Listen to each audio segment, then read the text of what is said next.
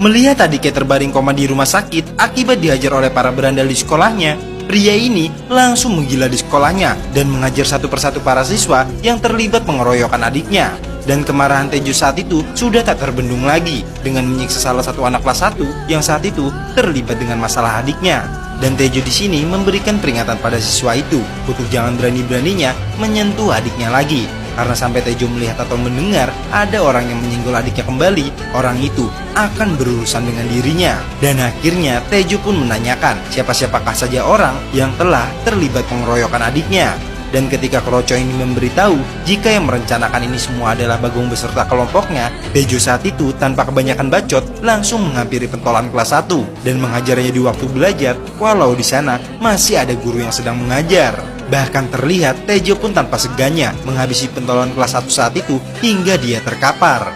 Dan tak butuh waktu lama, Tejo pun langsung menghampiri Ojeng, salah satu pentolan anak kelas 2 yang juga terlibat permasalahan adiknya. Dan Tejo, dia pun sengaja melakukan live streaming agar semua murid tahu jika dirinya akan menghabisi seluruh berandal di sekolah ini agar tidak ada perundungan kembali.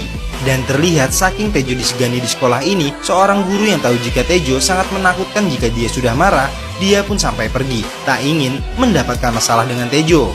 Dan sedangkan Ojeng yang sadar kedatangan Tejo ini membalas dendam adiknya, dia pun mencoba melawan Tejo.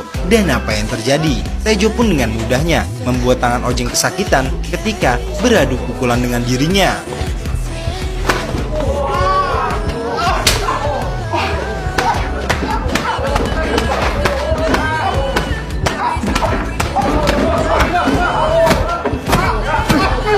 Dan ketika sedang memojokkan Ojeng, tak lama Bagong yang sadar jika Tejo sedang mengamuk di live streamingnya. Saat itu, Bagong pun langsung menelponnya dan mengajak Tejo berduel di atap sekolah untuk menentukan siapa yang berkuasa di sekolah ini.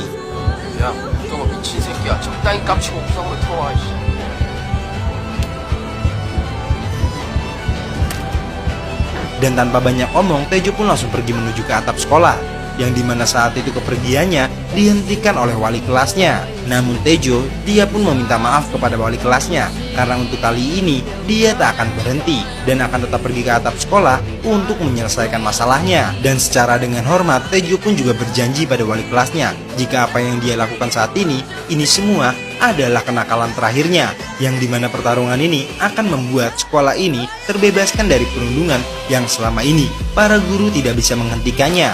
Sehingga akhirnya wali kelasnya pun hanya terdiam, tak bisa menghentikan amukan Tejo yang ingin membalas dendam atas apa yang terjadi.